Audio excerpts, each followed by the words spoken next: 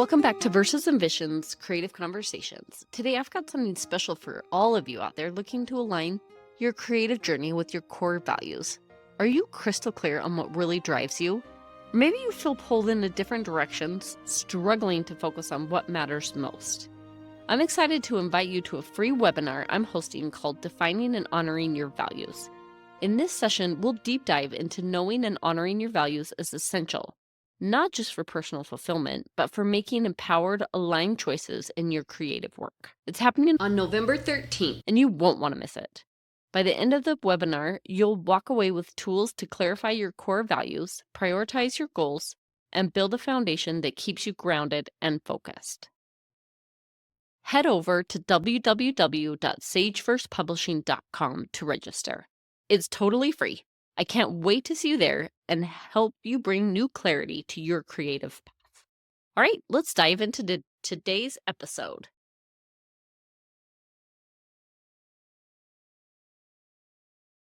Welcome to the podcast, Verses and Visions, Creative Conversations. I'm your host, Cassidy Beck, and I'm delighted to be welcoming one of my friends, Erin Meads. Welcome, Erin. Thank you. It's fun to be here. Telling you a little bit more about Erin. Erin Meads was raised in Bountiful, Utah. Her artwork is strongly inspired by the human figure. Nature, human anatomy, dance, music, sports, and human relationships largely influence her work. Drawing and painting from life is important to her. She believes the lessons learned from studying this way are invaluable in gaining understanding. She has taught as an adjunct faculty member at Brigham Young University, Utah Valley University, and currently at the Kirk Richards Academy in Provo, Utah. Her gesturing drawing book, The Quick Pose, often serves as a supplemental text to her figure drawing class. She, her husband, Matt, and their 3 children live in Lehi, Utah. So, Erin, I would love to hear more about the Kirk Richards Academy. Yeah, sure.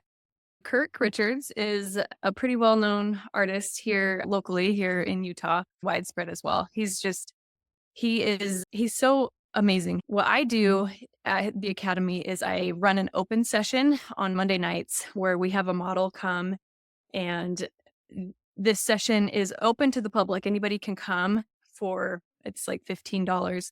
But if you're one of his Academy students, you can go for free. So it's just an opportunity for them to get some more practice. And I run it. I don't necessarily teach a formal lesson every Monday, but I'll go around and help everybody individually if they want it. And then, so I end up teaching, but it's just whatever the needs are, and people can paint or draw whatever they want to do. So that's what I do at the Kirk Richards Academy. That's really cool. And I feel like how wonderful to see where each artist student is and then have those like mini lessons. So tell me about your students. Is it high school? Is it college? Is it professionals? Yeah. So this Monday night session that I host is just a mixture. There's people of all different ages. So there's young people in their early kind of college years, and then more seasoned students as well, and then everything in between. So it's really fun. I like teaching this open session because they're there because they want to be there. It's not like it's a class that they have to take or whatever. Like, they're there because they want more practice and they see the value in studying from a live model. I just love doing that. And so it's really fun to be in an environment where people are eager to learn. They're all extremely kind, and I just love the atmosphere there, but they really want to learn. There's something about coming together as a group and everybody is just trying really hard to do their best. I know that some people can be intimidated. They can be like, oh, I'd never go to a drawing class, or I could never do that because everybody else is just so much better than me, or I'm so insecure. It's really hard to get yourself there. But once you get there, I promise nobody is judging anybody. It's just, we're all trying to get better ourselves, no matter where we are. And so there's something really special about coming together as a group in that unified effort, because we're all trying to do the same thing, but it's a very individual effort as well. So I love that. So one of the things I feel like I'm coming to understand in the art profession is how we talk about comparison. And in this class, you're all looking at the same model And so at a glance, it's very easy to be like, okay, this is their work, this is my work, and to see the differences. Mhm. How do you protect yourself as an artist? Do you talk about that in your classes? It's interesting because comparison is the tricky thing, right? I love being in a class with people who are more experienced than me or more advanced. I compare my work to theirs because I want to learn more and I want to get better. I think it's important to compare in some sense, but you can't let it consume you and you still have to be true to yourself. I think that's just the case with life, really, and with all forms of art. We have to stay true to our intuitive nature and what causes us to want to create in the first place. But then at the same time, be open to new ideas and improving. I think that can come from looking outside of your own work. It's a tricky thing, definitely. So, one of the things I hear you saying resonates with I just went to a conference that I love because there are people that are really good at what they do. And it also, so it was put on at UVU and it's artists, it's musicians, and authors. One of my friends was talking about that idea of comparison and that she realized that she's like deciding when to be an active participant. That's up to her. I like what you were saying. If you are working side by side with someone that's phenomenal, it is nice to be like, okay, look at that technique. Look at how I can improve. And that you get to decide when that is in service of your skills and when you're just like, okay, this is no longer helpful. Yeah, I love that. What you said is that you're the one deciding. Because honestly, there is so much information out there. There's so many like resources that we could draw inspiration or try to get better using all of these different resources. But really, like it comes down to what you want. And you have to be selective about who you're going to even take advice from. I like that idea that you just presented that you are the one in charge and that you are the one ultimately that is making those decisions. So you've had a unique publishing journey. Will you tell us about that? About 9, 10 years ago, I had been teaching at BYU for a few years, and I was teaching beginner figure drawing. Over the course of a couple of years, I had collected a lot of drawings. And they're just drawings that are on newsprint. The paper is not archival. It's not going to last. They're big and awkward. I had a big pile of drawings, and I'm just thinking to myself, what am I going to do with these? Should I just throw them away? Do I keep them? The thought popped into my head, maybe you should put them in a book where you could look at them more easily, or maybe people would want to see these drawings. I had that idea for probably a year or two and didn't really do much with it. In 2015, I found myself in a situation, a circumstance where I couldn't produce much artwork at that time in my life. We were living in Seattle. My husband was doing an internship. So, tiny little apartment. I had a toddler and was expecting. There wasn't any way I could actively be painting or making art, which is my job. Knew we'd be there for about 4 or 5 months. And I thought, what can I do with this time? My toddler naps in the afternoon. How can I be productive? The idea of putting together this book came to me. And I spent about 4 months compiling all my drawings. And then I thought, well, if I'm going to compile my drawings, I might as well write about them and write my thoughts about what my drawing process is and basically what I teach in my class. And so it evolved into this gesture drawing book. I went the self publishing route, which did great. It was super fun to get into that world and figure out how all of that works. After the book had been out for a couple of years, Dover Publications in New York approached me and asked if I would be interested in talking to them about signing a publishing deal with them.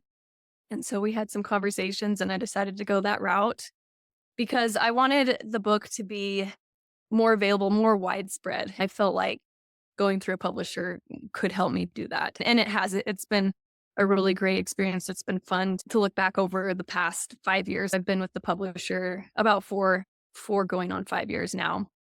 And to just see that process. Yeah, it's been fun. It was a great experiment. That ended up just being a really fun experience. That's incredible. That's so awesome. Did you use Amazon?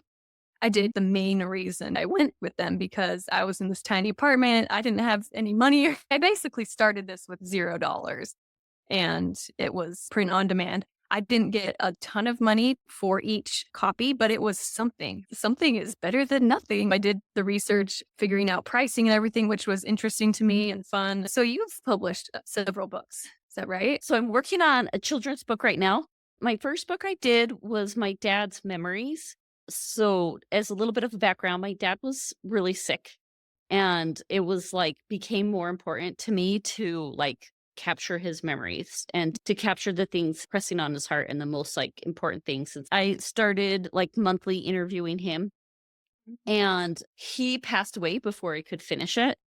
And it was an interesting thing because I was like, okay, that is the end of that project because I can't. There was a part of me that was like, I can't possibly face it without him. But the other part that was like, these stories are even more important now. It was something that I couldn't really face.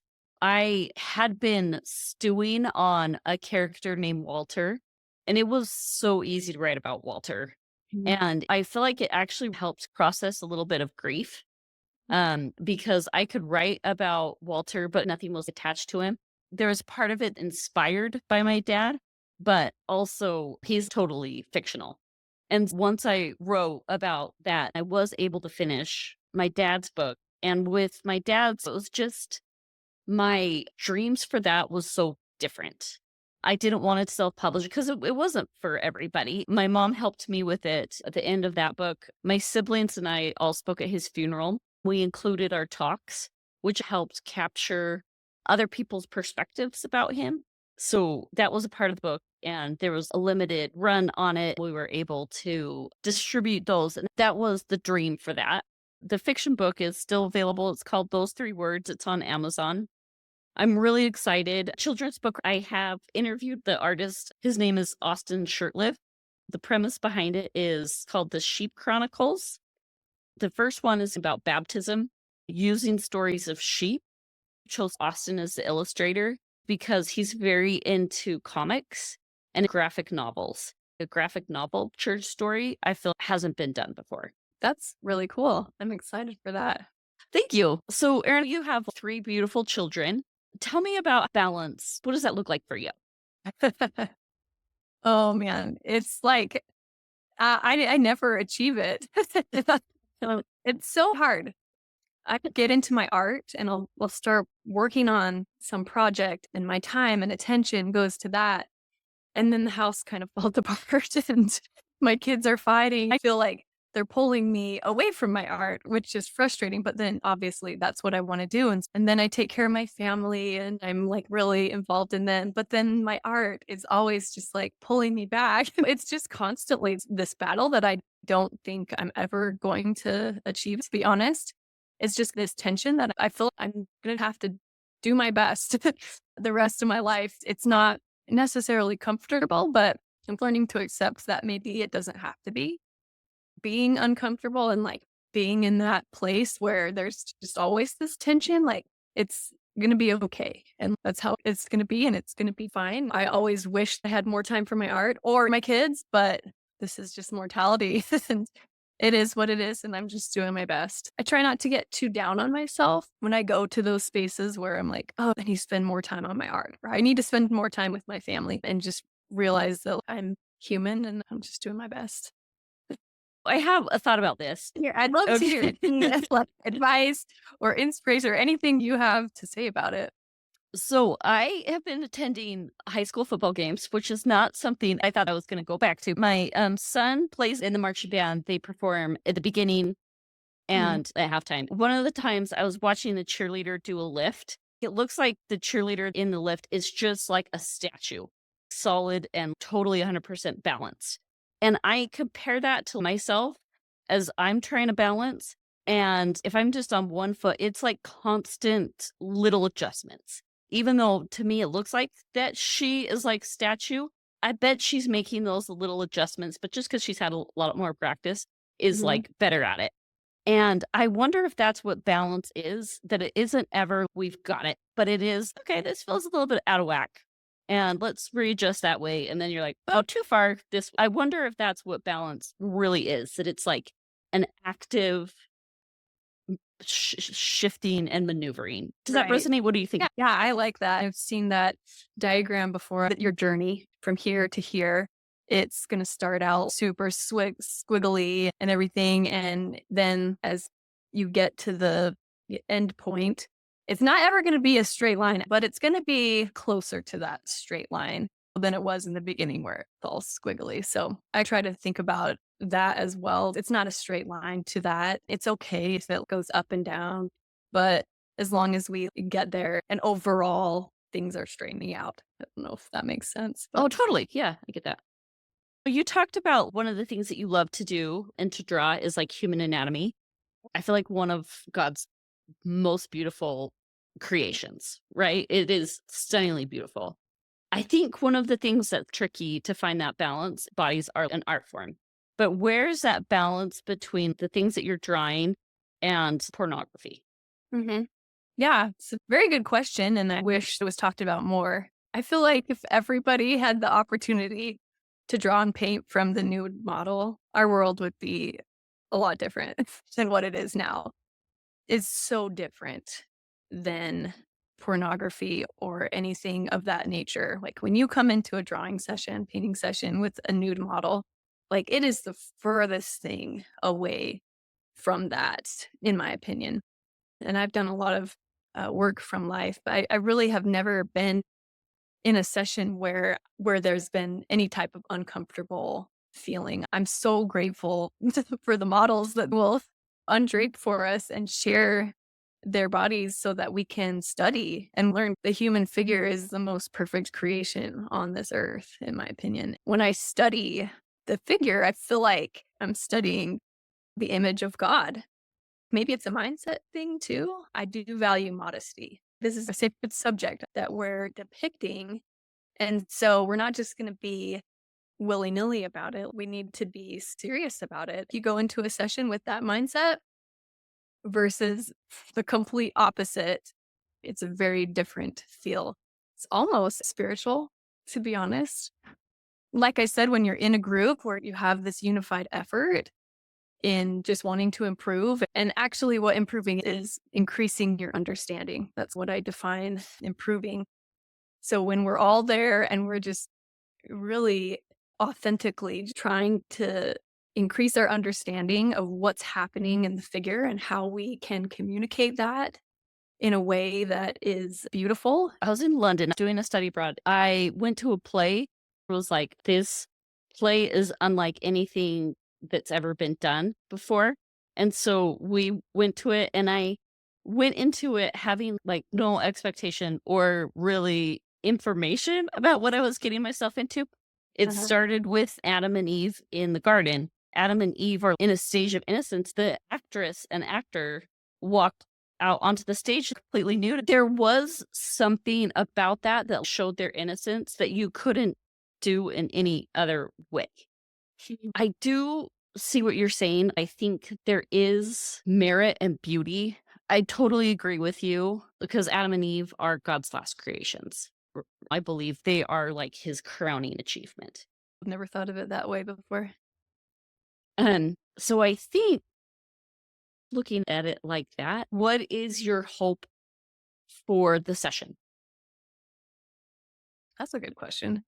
My hope for the session is that each artist individually is able to have a good experience. Whether they get a good drawing or not doesn't matter, because the experience is the important thing. This idea of failure and this fear of failure.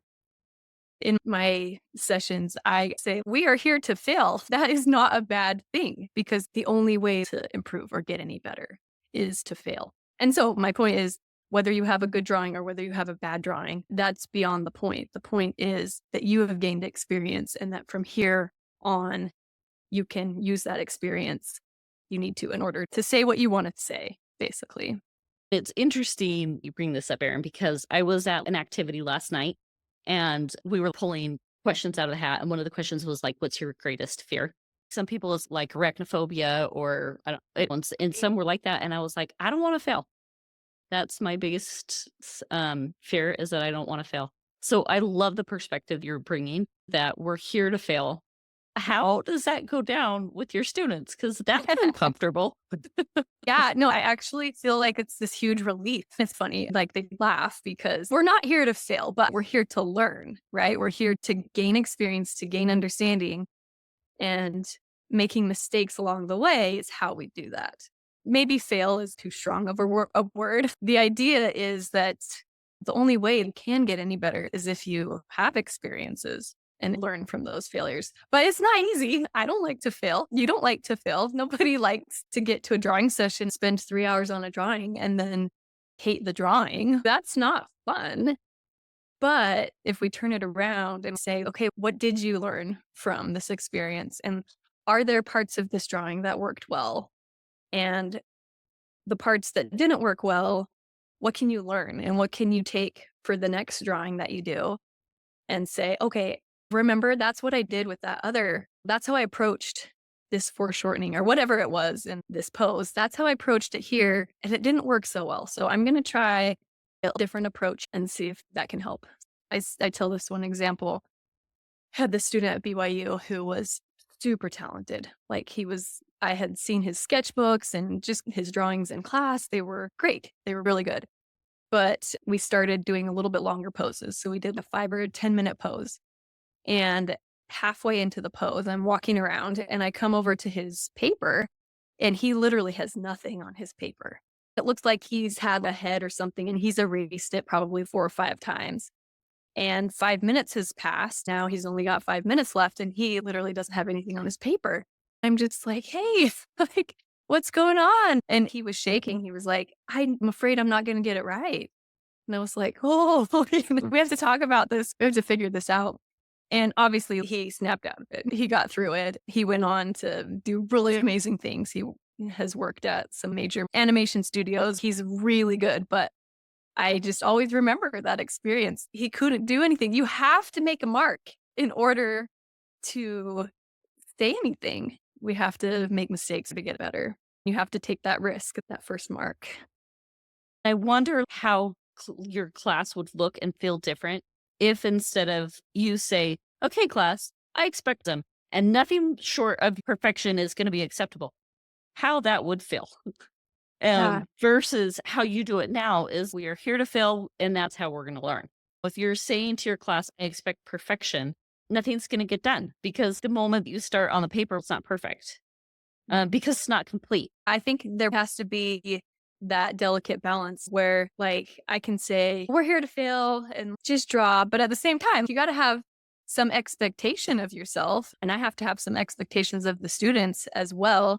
You have to put enough stress on yourself to get things done, but just the right amount because too much stress or pressure, we can't handle it. So it is somewhere in the middle, that balance that we've been talking about and striving for. So I talked about that conference I went to, and it was really cool. Sister Yi spoke to us, Cool. and she also spoke in the last general conference. And you'll remember she showed one of her pieces of artwork. It would have been very easy for her just to show the finished product. It was mind-blowingly beautiful. But she showed the middle Process. where you're like, okay, I can see the potential, but also this is not finished. And how hard it is to see the potential, but to be okay with that process, that it's not going to be complete. It has to take time, and you have to allow yourself that time to get there. Yeah, I love that so much. Another example that I give when I'm talking about this idea of failing and not being perfect throughout the whole thing, when I do a gesture drawing, which is just a really short drawing, say 2 minutes, the first mark that I put down is a mistake because it's not right. Perfection doesn't exist in reality, but I put it down confidently, but with a light touch.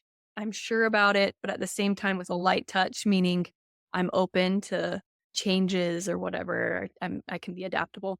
But what that first line does is it helps me know where my second line is. And those 2 lines help me make the 3rd one. Anyways, and so the whole process is this process of strengthening and clarifying. It's this process of editing to refinement. That's what gesture drawing is from the beginning to the end. You run out of time, 2 minutes, and you just accept. That is what it is in 2 minutes. That's what happened. But the more comfortable you get with this process and the more familiar you are, you can begin to make more confident marks and more sure decisions right from the beginning that are a little bit more accurate. Anyways, it's just this process of you have to just keep going forward and understand that your marks are not perfect, but they're right enough to help you keep moving forward.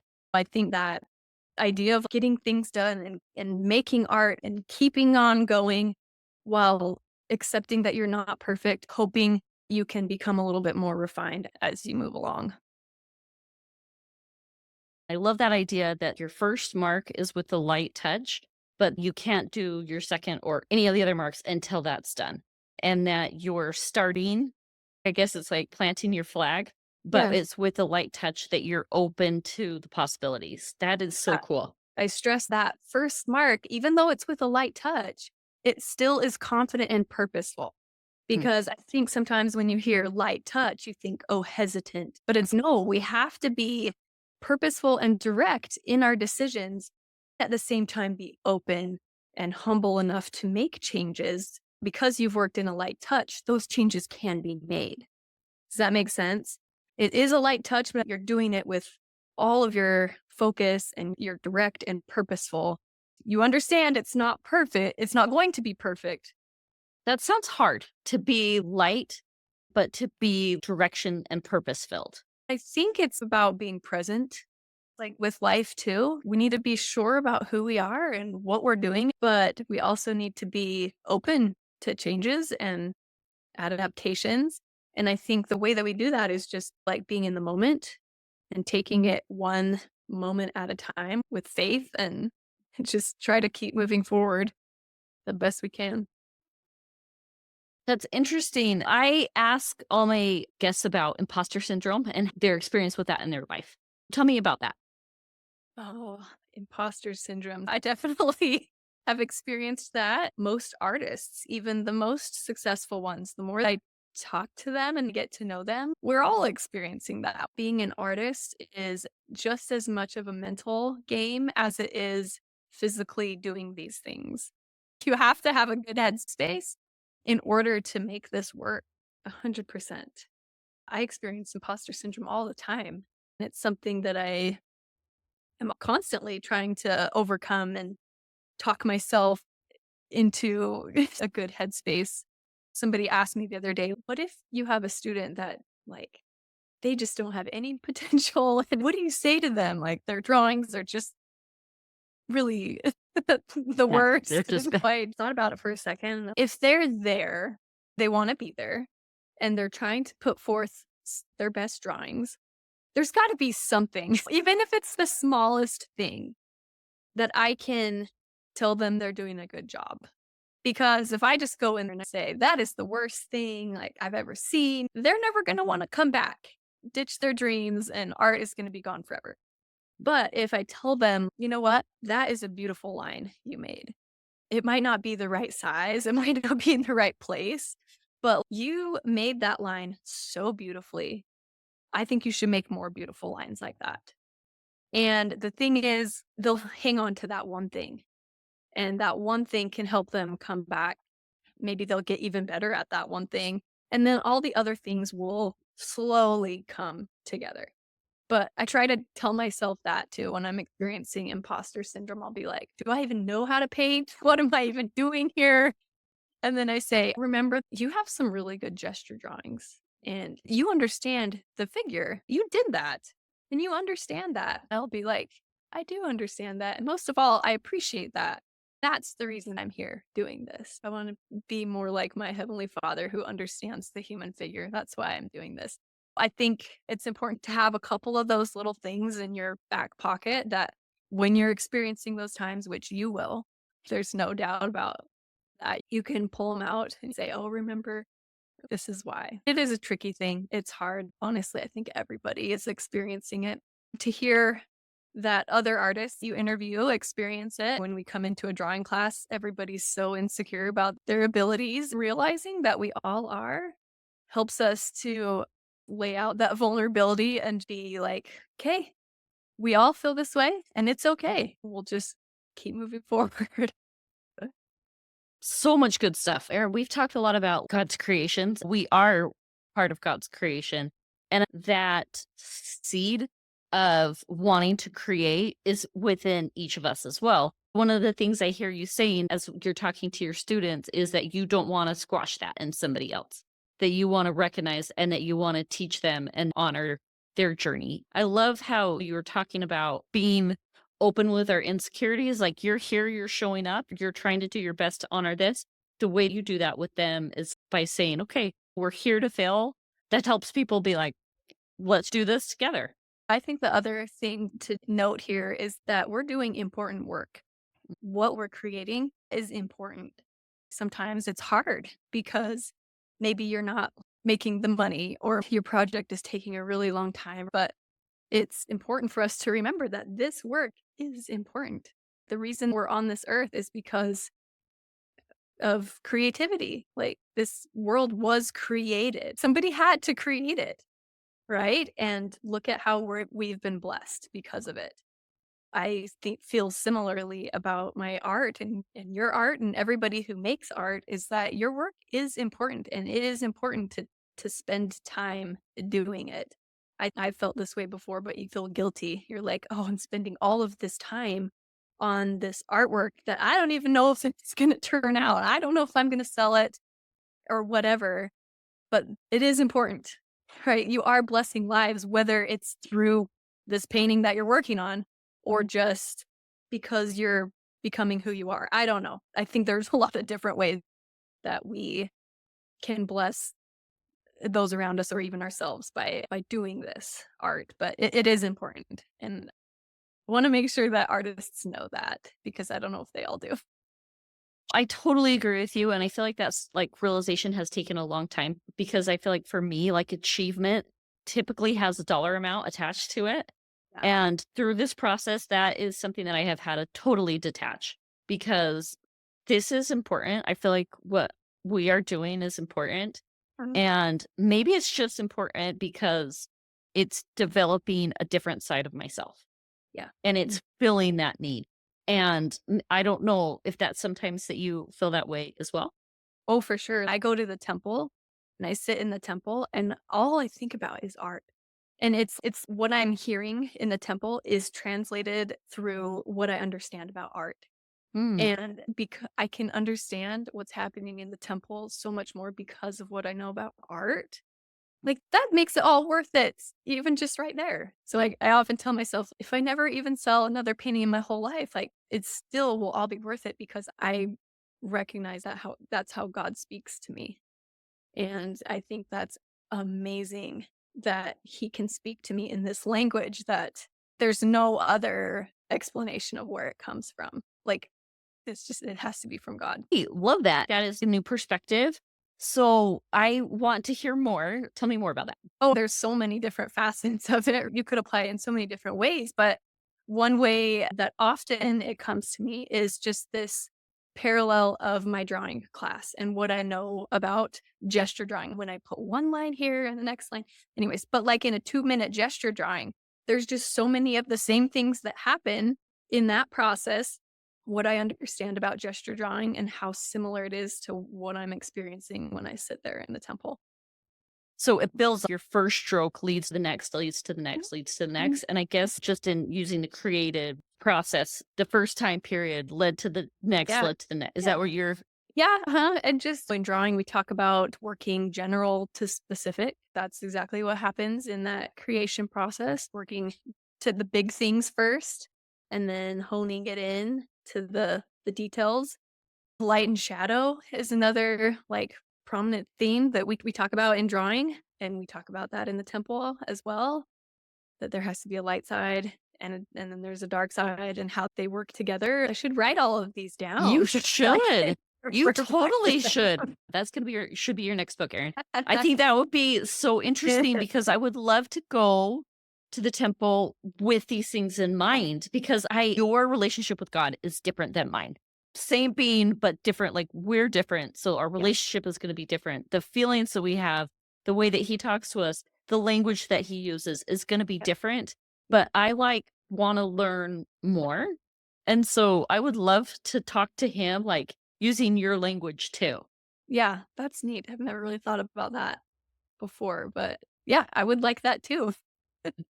Mine is much more surface. I feel like every time I do a session in the temple, I want to travel because just like seeing the beauty of the earth and each like different ecosystem is so beautiful and so vastly different. Yeah. And I love the beauty and the variety that our world has to offer. And I Mhm. want to see more of it. That makes sense that you would wanna see more of what because you were just asking me, like, that would be cool to experience what you experience, and that's why you interview all of these different artists is because that's what you're interested in, is Yeah. just learning about all of these different experiences, so it makes sense that's what you would be thinking about. Have thought about the blank canvas as like a blessing, but also I wonder if it's difficult, especially if you like your last painting was like so successful and it won all these awards, but then you have to start like totally over.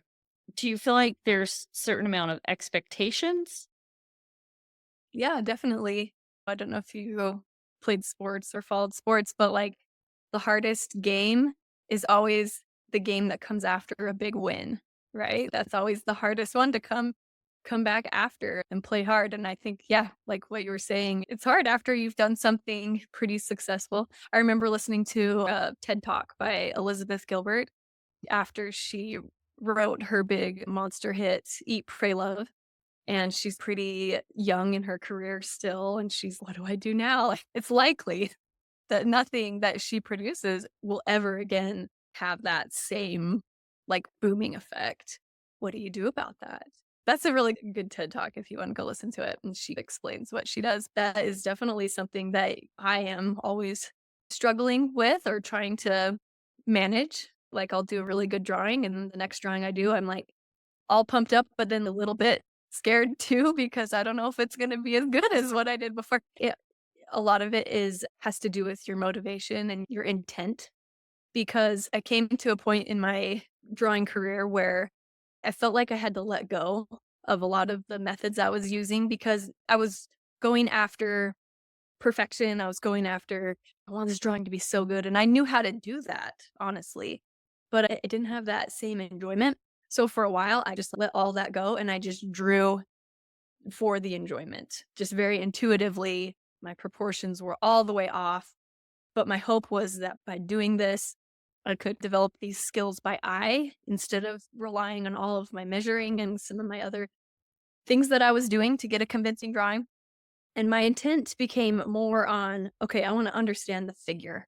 It's not that I want to get a perfect drawing here that can sell for a certain amount of money, but what I want to do is I really want to understand the figure. And then my hope is that the more I understand the figure, those drawings will sell. But that became my motivation, right? Was like, I want to understand more than I want to get it perfect. So I think that helps when you're faced with the new piece after something that has been successful. It's okay, that was that. Let's move on. What do I want to understand now? Or what is it that I want to say?